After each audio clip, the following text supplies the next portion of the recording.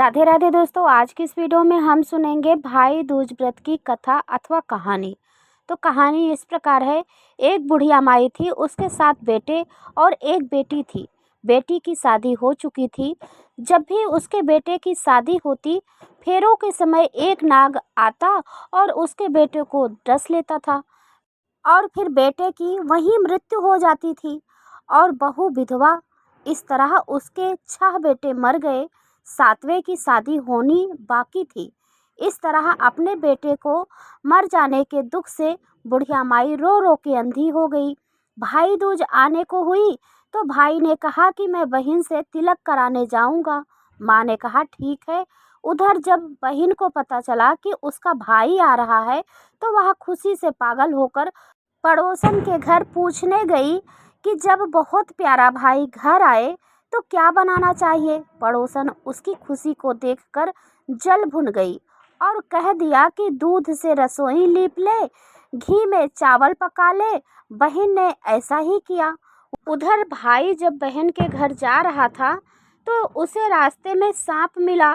सांप उसे डसने को हुआ तो भाई बोला, तुम मुझे क्यों डस रहे हो। सांप बोला, मैं तुम्हारा काल हूँ और मुझे तुमको डसना है। भाई बोला, मेरी बहन मेरा इंतजार कर रही है। मैं जब तिलक करा के वापस लौटूंगा तब मुझे तुम डस लेना। सांप ने कहा, भला आज तक कोई अपनी मौत के लिए लौट के आया है जो तुम आओगे। भाई ने कहा, अगर तुझे यकीन नहीं है तो तू मेरे झोले में बैठ जा। जब मैं अपनी बहन से तिलक करवा लूं तब तू मुझे डस लेना। सांप ने ऐसा ही किया। भाई बहन के घर पहुंच गया। दोनों बड़े खुश हुए। भाई बोला, बहन जल्दी से खाना दे, बड़ी भूख लगी है। बहन क्या करे, ना तो दूध की रसोई सूखे ना ही घी में चावल पके। भाई ने पूछा, बहन इतनी देर क्यों लग रही है, तू क्या पका रही है। तब बहन ने बताया कि ऐसे ऐसे किया है। भाई बोला, पगली, कहीं घी में चावल पकते हैं या दूध से कोई रसोई लीपी जाती है। गोबर से रसोई लीप, दूध में चावल पका। बहन ने ऐसा ही किया। खाना खा के भाई को बहुत जोर नींद आने लगी। इतने में बहन के बच्चे आ गए। बोले, मामा मामा हमारे लिए क्या लाए हो। भाई बोला, मैं तो कुछ नहीं लाया। बच्चों ने वह झोला ले लिया जिसमें सांप था। जैसे ही उसे खोला उसमें से हीरे का हार निकला। बहन ने कहा, भैया तूने बताया नहीं कि तू मेरे लिए इतना सुंदर हार लाए हो। भाई बोला, बहना तुझे पसंद है तो तू ले ले, मुझे हार का क्या करना है। अगले दिन भाई बोला, अब मुझे जाना है, मेरे लिए खाना रख दे। बहन ने उसके लिए लड्डू बना के एक डब्बे में रख के दे दिए। भाई कुछ दूर जाकर थककर एक पेड़ के नीचे सो गया। उधर बहन के जब बच्चों को भूख लगी तो माँ से कहा कि खाना दो। माँ ने कहा, खाना अभी बनने में देर है। तो बच्चे बोले कि मामा को जो रखा है वही दे दो। तो वह बोली कि लड्डू बनाने के लिए बाजरा पीसा था वही बचा पड़ा है, चक्की में जाकर खा लो। बच्चों ने देखा कि चक्की में तो सांप की हड्डियां पड़ी हैं। यही बात माँ को आकर बताई तो वह बावड़ी सी होकर भाई के पीछे भागी। वह रास्ते भर लोगों से पूछती कि किसी ने मेरा गैल बटोई देखा, किसी ने मेरा बावड़ा सा भाई देखा। तब एक ने बताया कि कोई लेटा तो है पेड़ के नीचे, देख ले वही तो नहीं है। भागी भागी पेड़ के नीचे पहुंची, अपने भाई को नींद से उठाया। भैया भैया, कहीं तूने मेरे लड्डू को तो नहीं खाए। भाई बोला, ले तेरे लड्डू, नहीं खाए मैंने, तूने ले दे के लड्डू ही तो दिए थे और उसके लिए पीछे पीछे आ गई। बहन बोली, नहीं भाई, तू झूठ बोल रहा है, जरूर तूने खाया है, अब तो मैं तेरे साथ चलूंगी। भाई ने उसको समझाया कि मैंने नहीं खाया है, लेकिन अगर तू नहीं मान रही है तो चल फिर मेरे साथ। चलते चलते भाई बहन को प्यास लगती है। वह भाई को कहती है कि मुझे पानी पीना है। भाई बोला, अब मैं यहाँ तेरे लिए पानी कहाँ से ले आऊँ।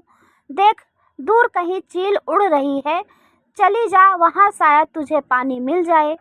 तब बहन वहाँ गई और पानी पीकर जब लौट रही थी तो रास्ते में देखती है कि एक जगह ज़मीन में 6 शिलाएं गढ़ी हैं और एक बिना गढ़े रखी हुई थी। उसने एक बुढ़िया से पूछा कि ये सिलाएं कैसी हैं।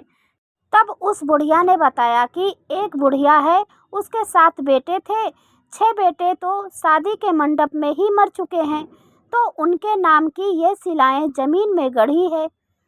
अभी 7वें की शादी होने बाकी है। जब उसकी शादी होगी तो वह भी मंडप में ही मर जाएगा, तब यह 7वीं शिला भी जमीन में गड़ जाएगी। यह सुनकर बहन समझ गई कि ये शिलाएं किसी और की नहीं बल्कि उसके भाइयों के नाम की हैं। उसने उस बुढ़िया से अपने 7वें भाई को बचाने का उपाय पूछा। बुढ़िया ने उसे बतला दिया कि वह अपने 7वें भाई को कैसे बचा सकती है। सब जानकर वहां से अपने बाल खुले करके पागलों की तरह अपने भाई को गालियां देती हुई चली। भाई के पास आकर बोलने लगी, तू तो जलेगा, कुटेगा, मरेगा। भाई उसके ऐसे व्यवहार को देखकर चौंक गया, पर उसे कुछ समझ नहीं आया। इसी तरह दोनों भाई बहन माँ के घर पहुँच गए। थोड़े समय के बाद भाई के लिए सगाई आने लगी, उसकी शादी तय हो गई। जब भाई को सेहरा पहनाने लगे तो वह बोली कि इसके सर में सेहरा नहीं बांधना है, सेहरा तो मैं पहनूंगी, सेहरा तो मैं पहनूंगी, ये तो मरेगा, ये तो जलेगा। सब लोगों ने परेशान होकर सेहरा बहन को दे दिया। बहन ने देखा उसमें कलंकी जगह सांप का बच्चा था। बहन ने उसे निकाल के फेंक दिया। अब जब भाई घोड़ी चढ़ने लगा तो बहन फिर बोली, ये घोड़ी पर क्यों चढ़ेगा, घोड़ी पर तो मैं बैठूंगी, ये तो जलेगा मरेगा, इसकी लाश को चील कौवे खाएंगे। फिर सब लोगों ने परेशान होकर उसे घोड़ी पर भी चढ़ने दिया। अब जब बारात चलने को हुई तब बहन बोली, ये क्यों दरवाजे से निकलेगा, ये तो पीछे के रास्ते से जाएगा, दरवाजे से तो मैं निकलूंगी। जब वह दरवाजे के नीचे से जा रही थी तो दरवाजा अचानक गिरने लगा। बहन ने एक ईंट उठाकर अपनी चुनरी में रख ली, दरवाजा वहीं की वहीं रुक गया। सब लोगों को बड़ा अचंभा हुआ। रास्ते में एक जगह बारात रुकी तो भाई को पीपल के पेड़ के नीचे खड़ा कर दिया। बहन कहने लगी, ये क्यों छांव में खड़ा होगा, ये तो धूप में खड़ा होगा, छांव में तो मैं खड़ी होंगी। जैसे ही वह पेड़ के नीचे खड़ी हुई, पेड़ गिरने लगा। बहन ने एक पत्ता तोड़कर अपनी चुनरी में रख लिया, पेड़ वहीं की वहीं रुक गया। अब तो सबको विश्वास हो गया कि ये बावली कोई जादू टोना सीख कर आई है, जो बार बार अपने भाई की रक्षा कर रही है। ऐसे करते करते फेरों का समय आ गया। जब दुल्हन आई, उसने दुल्हन के कान में कहा, अब तक तो मैंने तेरे पति को बचा लिया, अब तू ही अपने पति को और साथ ही अपने मरे हुए जेठों को बचा सकती है। और फिर फेरों के समय एक नाग आया। वो जैसे ही दूल्हे को डसने को हुआ, दुल्हन ने उसे एक लोटे में भर के ऊपर से प्लेट से बंद कर दिया। थोड़ी देर बाद नागिन लहर लहर करती हुई दुल्हन से बोली, तू मेरा पति छोड़। दुल्हन बोली, पहले तू मेरा पति छोड़। नागिन ने कहा, ठीक है, मैंने तेरा पति छोड़ा। दुल्हन, ऐसे नहीं, पहले 3 बार बोल। नागिन ने 3 बार बोला, फिर बोली कि अब मेरे पति को छोड़। दुल्हन बोली, एक मेरे पति से क्या होगा, हंसने बोलने के लिए जेठ भी तो होना चाहिए, एक जेठ भी छोड़। नागिन ने जेठ के भी प्राण दे दिए। फिर दुल्हन ने कहा कि अगर एक जेठ से लड़ाई हो गई और एक जेठ विदेश चला गया तो तीसरा जेठ भी छोड़, चौथा भी छोड़। इस तरह एक एक करके दुल्हन ने अपने 6 जेठ जीवित करा लिए। उधर रो रो के बुढ़िया का बुरा हाल था कि अब तो मेरा 7वां बेटा भी बाकी बेटों की तरह मर जाएगा। गांव वालों ने उसे बताया कि उसके 7 बेटा और बहुएं आ रही हैं। तो बुढ़िया बोली, अगर यह बात सच हो तो मेरी आंखों की रोशनी वापस आ जाए और मेरे सीने से दूध की धार बहने लगे। और फिर ऐसा ही हुआ।